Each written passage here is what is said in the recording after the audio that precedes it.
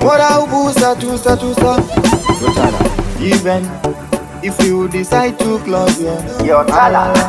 Zimwe nguwa ndombogara ndomborara ndombomuka chinondinetsa ndenondakatuka ndanakaurawa pamwe akapfuka pana akaityira asina kusuka. Why every day?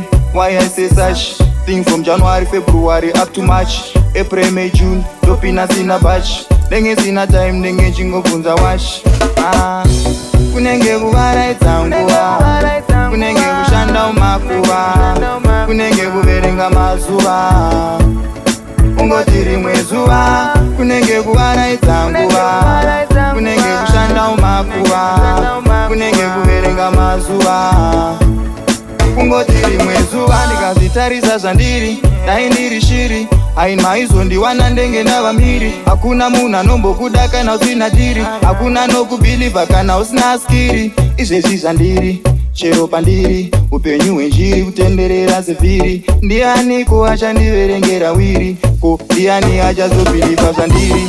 Kunenge kuvaraidza nguva, kunenge kushanda umakuva, kunenge kuverenga mazuva, ungoti rimwe zuva. Kunenge kuvaraidza nguva, kunenge kushanda umakuva, kunenge kuverenga mazuva, ungoti rimwe zuva. Tala ndombovhumuka, ndomborota nchifamba nchidonha nchisimuka. Masango matema, zvinhu zviri kurema sika, hapana inombovhimika.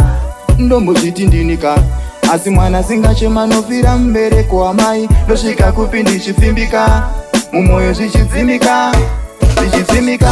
Kunenge kuvaraidza nguva, kunenge kushanda umakuva, kunenge kuverenga mazuva, ungoti rimwe zuva. Kunenge kuvaraidza nguva, kunenge kushanda umakuva, kunenge kuverenga mazuva, ungoti rimwe zuva. Ndombofungisisa, ndombozudza kuti life haisi fair.